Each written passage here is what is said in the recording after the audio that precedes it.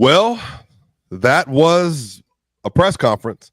The Denver Nuggets introduce John Wallace and Ben Tenzer as the official vice leads of the Denver Nuggets, while Josh Kroenke says that he's going to be more involved than he has been in previous iterations. We actually got a lot out of today's introductory press conference, but right now, the internet is ablaze by one particular comment from Josh Kroenke. Y'all, we have so much to talk about. I had to grab Jeff Morton for this conversation. Go ahead, buckle up, get your popcorn, get your lunch. This is going to be quite the episode. You know what time it is here on Locked On Nuggets.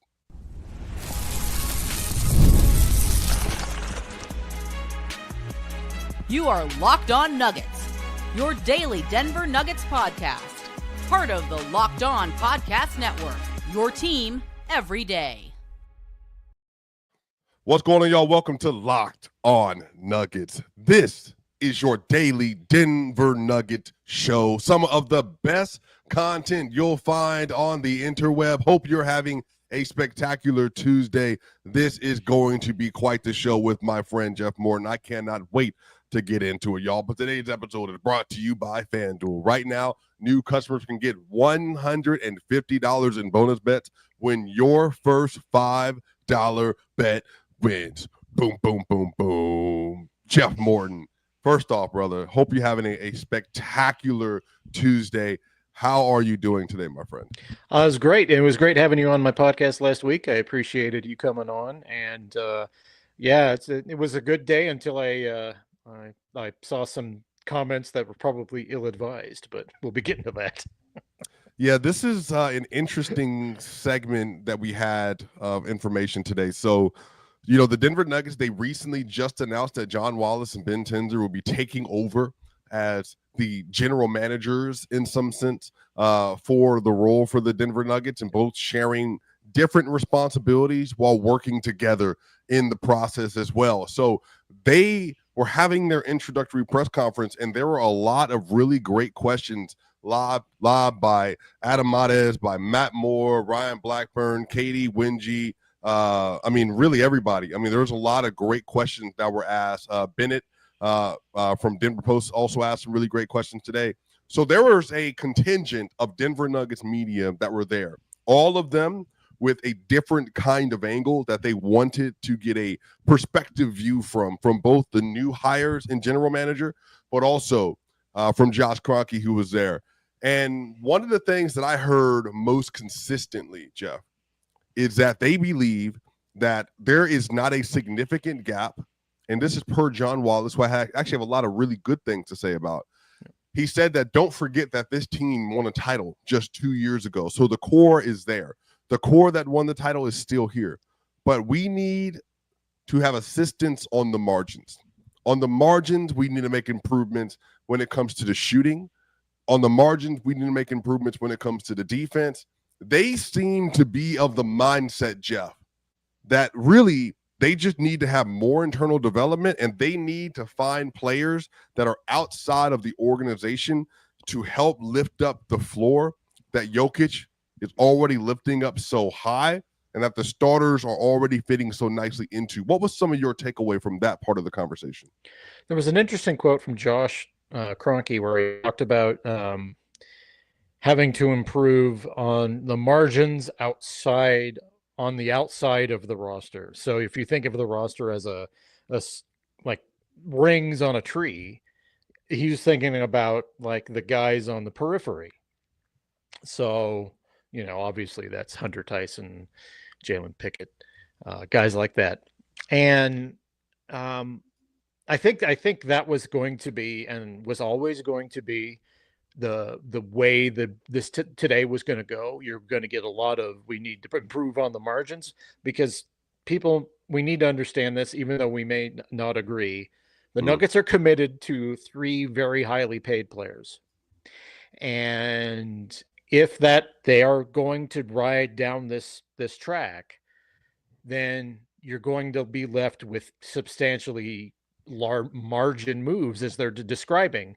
And that is one of the hardest things to do in the NBA, is substantially improve on the margins. And at the same time raise your ceiling. And I think one of the things that, I talked to Matt Moore and Ryan Blackburn about this quite a bit. One of the things that I talked about was this idea that the Nuggets, they have to find ways to truly uplift their roster around the margins, but in a sense that I think is different philosophically than what they've done. And what I mean by that is to say the Nuggets have, I think, proven that when they're healthy, they basically can compete with anyone. They basically can beat anyone. They basically have the play style, the IQ. One of the things that John Wallace talked about in particular is that they have the IQ and the experience to just be able to operate at such a high level from an intellectual standpoint. So when they're facing an opponent, even if they have more talent and more depth, they can think through the game in such a specific way that every time they play in a series or in a game, that's why they can always find a way to get back into a series, back into a game, or even like the Thunder series, and even dare I say the Clippers series, when they're at a talent disadvantage, either due to the lack of options or due to injuries, they can still make it work because they can just think their way between the gap of the talent. And I think the Nuggets, that is a part of their identity. But one of the things that I've told Nuggets fans that they've heard this before, if you're going to build this team, I think this team, based on that IQ stuff I'm talking about, you need to have as many athletes as possible and players who are older in their development that understand that. And I think when they went to the route of having so many young people on the roster that were in their rookie contract, which makes 6 total last year, that puts them in such a bind because they might not be ready to play basketball at the level that Jokic and Murray and Gordon and Porter can. Yeah. Because they've been doing this since 2018, and then Gordon came in 2021.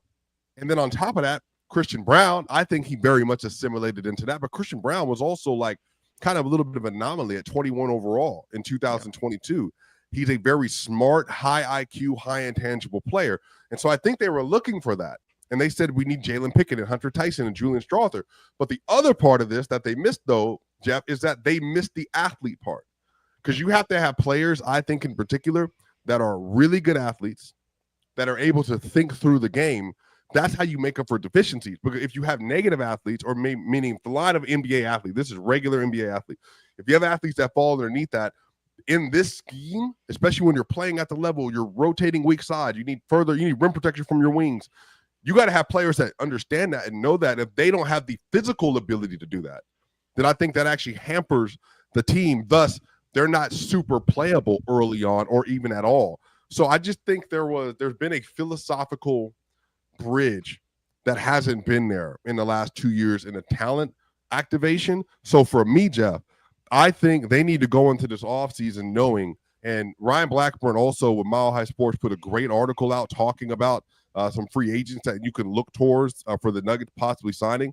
I think they need to be really, really specific on finding explosive athletes or athletes like Karis LeVert or Bruce Brown, even Marvin Bagley on the cheaper end, finding athletes that know and have been around the league that can fit into this kind of system. That's what I think they should be doing. Well, the problem that we've always faced with Jokic is that you have to be a very specific type of person in order to be able to acquiesce to the way he wants to play. Because he plays a certain way. He has a view of basketball that is very specific, and he is very like, be in your spots, I will pass you open, all this stuff. Jokic runs that sort of thing. So if you're going to work within, and from what I'm hearing today on the press conference, was they're committed to going all in with having Jokic lift the team. They're less concerned about getting the high ceiling guys. They want the guys who complement what the Nuggets already do. If you're going to be doing that sort of thing, you need 3-and-D guys. KCP was the perfect Jokic guy. The perfect Jokic guy.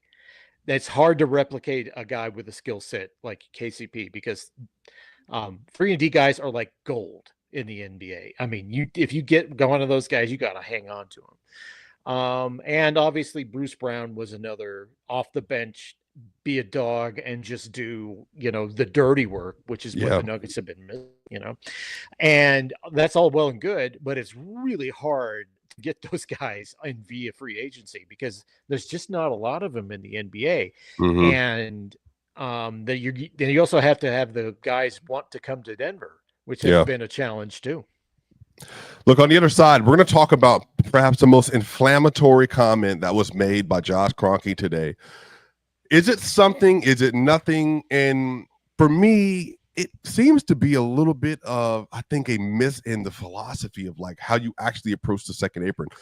Swipe with Jeff Morton. Going to talk about that on the other side here on Lockdown Nuggets.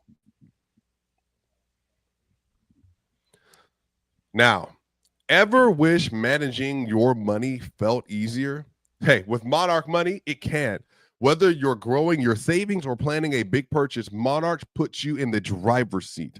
It's like having your own personal CFO, giving you full visibility and control over your finances. Monarch Money is more than a budgeting app.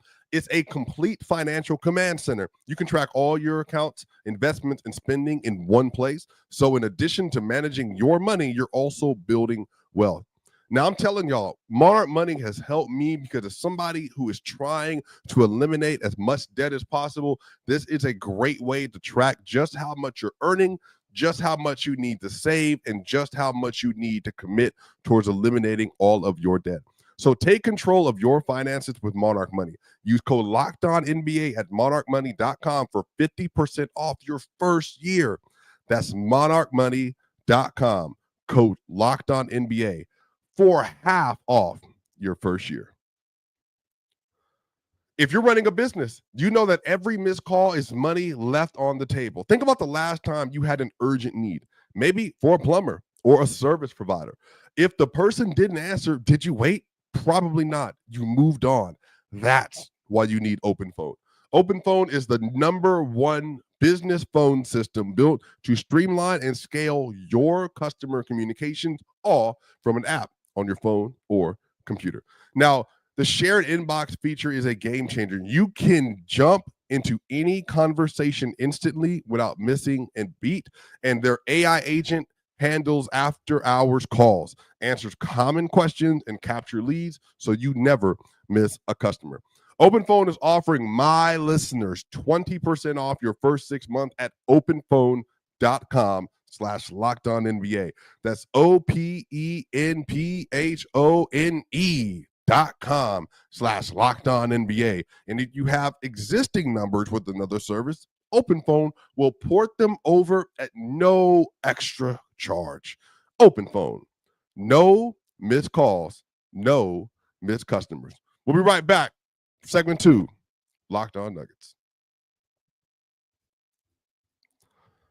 What's going on, y'all? We are back here, Locked On Nuggets. Make sure if you're listening to this on Apple, iTunes, and Spotify, give us a 1, 2, 3, 4, 5-star review. That way more and more people can listen to the great content being made here at Locked On Nuggets. And if you're watching this on YouTube, look at those very handsome men with great beards. Give us a 5-star review. Make sure you like, share, and subscribe. We're on the way to 15,000 subscribers.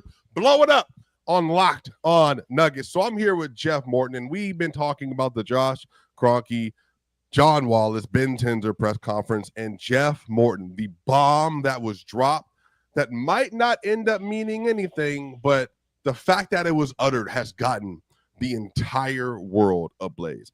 And just for context, essentially, while the question was being presupposed to Josh Kroenke about the team and about the second apron and about getting into the second apron, one of the things he talked about in not signing KCP back was what if they were to have sustained a major injury to one of their players that's making a large amount of money, meaning they would have no flexibility. They would be paying a luxury tax penalty on top of a normal luxury tax penalty because of the second apron. And now there is a nightmare scenario that if everything went bad, that the possibility of trading Nikola Jokic would be perhaps their last red button out of getting out of the second apron. What was your takeaway from that segment, Jeff Morton? Extremely clumsy wording from Josh. I think his intent wasn't what he said.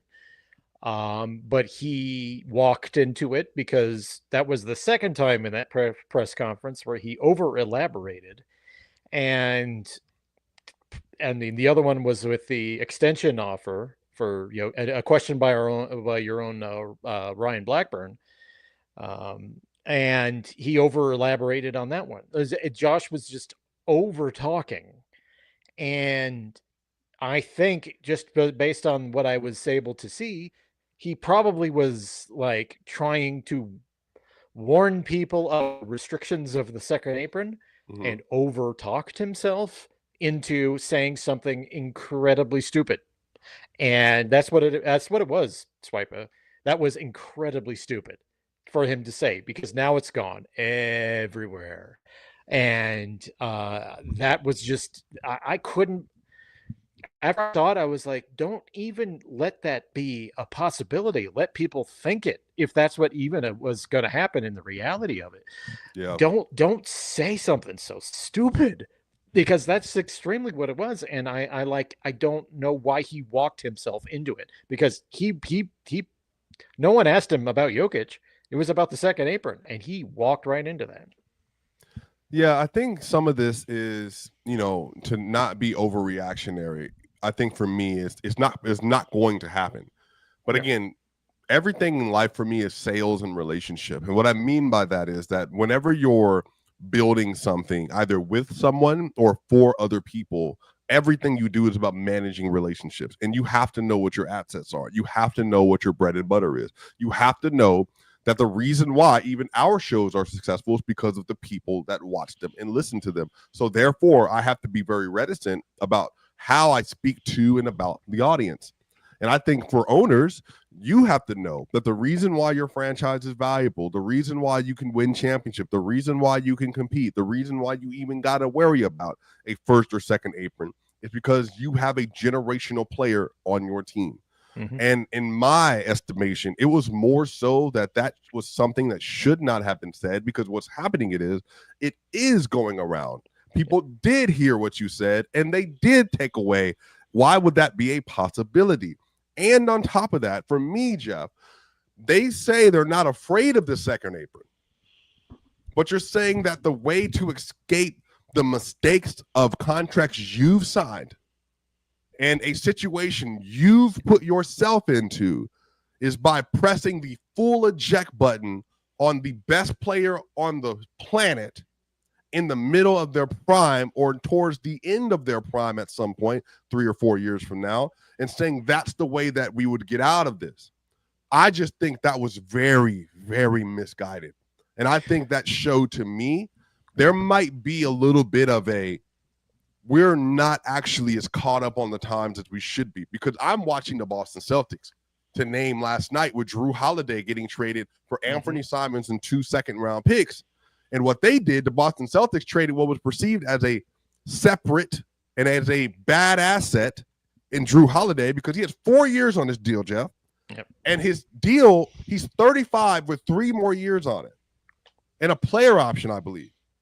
So they got rid of Drew and got a cheaper, younger player in Anthony Simons as a replacement, and they're now $18 million underneath the second apron because of that move. And so for me, I'm watching the Nuggets seemingly struggle with trying to find ways to walk the line of the second apron, to not get across it, to not add talent to the roster, to do this, and that, and saying, well, there are ways for you to actually be able to do this properly. But I don't know if they're fully equipped to be able to do that. And one of the things, Jeff, last thing on this point, one of the things that also kind of was throwing me a little bit today is that every time the media would go to ask a question about personnel, they would open it up saying, well, either John or Ben, whichever one of you wants to answer this question, please take it. And I think that's also another part of this equation that's interesting. Yeah. You have 2 people that are essentially in control of personnel. So whose direction are we pulling in?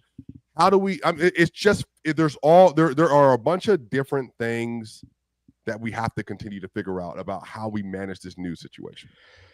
You know, saying you're not afraid of the second apron is a lot like saying you're not afraid of sharks. The chances of you going into the ocean and being in a situation where you would be attacked by, say, a great white are very slim. Well, that's exactly what the Nuggets are saying. They're not afraid of something they'll never enter into. Stan Kroenke likes caps. The second apron is a cap for him. Done. No one should even ask about this question. I don't know why it always gets brought up in these press conferences. I just don't understand it. He's never going there, ever. And if people like internalize this, no one would ask stupid questions about it. But it just keeps happening over and over. And that's why how Josh dog walked himself into a stupid answer about the second apron with Jokic. I to be honest with you, if you're committed to the three highest paid guys and that is your direction, then you've left yourself no other choice. It really is the case. If you are committed to Michael Porter Jr., Aaron Gordon, and Nikola Jokic, and I mean, let's exclude Jamal Jokic, Murray. but Jamal Murray, then if you're those three guys, if you're committed to them, and this is what you're telling people, then what you're telling people is that you have no choice and you're sticking with this. And it's not necessarily about finances or anything like that. It's just that you are committed to those four specific guys, including Jokic. So all other conversation is moot. If they have said over and over and over again, and done by action and in their what they've said verbally, that they're not moving off of that. So what this does is creates this weird anxiety about how the Nuggets improve the team. From what I was hearing in this press conference, there was a lot of, we'll find something, it's like, searching through the sand and finding like a bunch of change that was in the sand. So I'm like, it's found money. That's essentially what they're saying that they're going to try to do is find one of these guys, because in order to improve, they got to trade an asset. And what they're saying is they're stuck. So if they're stuck, me, Swipa, Jeff Morton, are left wondering, what exactly are you going to choose? Because they don't have a draft pick. So obviously you're left with this. So what is there available in free agency? And everyone should read Ryan Blackburn's free agency article on Mile High Sports. Absolutely. On the third segment, we're going to kind of wrap up this conversation, give a press conference grade, and I actually want to talk about some of the positives that are my takeaways, in particular for John Wallace, and why I think his addition to the team is going to make a difference. We'll talk about all that and more here. Locked On Nuggets. Now, summer sports are in full swing, and whether you're all about baseball under the lights, golf on the green, or high-stakes soccer action, FanDuel is the best way to make every game even more exciting. Now, you're already following the action. Why not make it a little more thrilling? With FanDuel, you can get on the game while your friends and are getting sunburned at the beach. Now, I've been using FanDuel to track my favorite matchups, and the app keeps it fresh with new daily promotions and fun ways to bet. And again, it's easy to use, fast payout, and makes even regular season games feel like watch events. So new to FanDuel, new customers can bet just $5 and get $150 in bonus bets if your first bet wins. Open the FanDuel app today or visit FanDuel.com to get started. We'll be right back for the final segment of Locked On Nuggets. We are back for the final segment of Locked On Nuggets with Jeff Morton and Swipa talking about the press conference today. Now, this is what I will say, Denver Nuggets fans. One of my favorite takeaways from the press conference was John Wallace. And if there is a moment or a point for people to get excited about, I think John, coupled with Ben Tenzer, that for me is going to be one of the pivotal additions to the team. And here's why. Adam Mares, the great Adam Mares, asked a great question about the Minnesota Timberwolves and whether or not when John was with the Wolves with Tim Connolly, they found something in their Denver matchup that identified a chance and opportunity for them to find wins and solves versus the Nuggets in the matchup. Remember, they're 6-0 versus the Denver Nuggets in the last 6 games. Now, granted, there were some injuries in the playoffs last year when Jamal Murray and his calf. Jamal Murray had a concussion when the game they had a lead in when Julius Randle hit him in the shoulder. Russell Westbrook obviously fouled Nickeil Alexander-Walker in the last possession of the game. So it easily could have been, the Nuggets win the series last year or 2-2 this year. Like, there's all kind of things. But I think the stipulations are important here because I think John Wallace, as an outsider, there are things that he's seen about this team from a lack of three-point efficiency, a lack of athletes, and a lack of ball handling. And he mentioned two of those three things today. I actually think that him having an outside perspective and then watching how they built the Minnesota Timberwolves, drafted Rob Dillingham, have Mike Conley, got Anthony Edwards, got a wing in Jaden McDaniels, got another really good wing post scorer, playmaker, Julius Randle. You had Karl Anthony Towns. You got one of the best interior rim protectors of all time in Rudy Gobert. You get Nickeil Alexander-Walker from Utah Jazz on cheap, good combo guard, good shooter, ball handler. And then on top of that, you get Dante DiVincenzo. You find a way to get another ball handler, another shooter, another defender onto the team.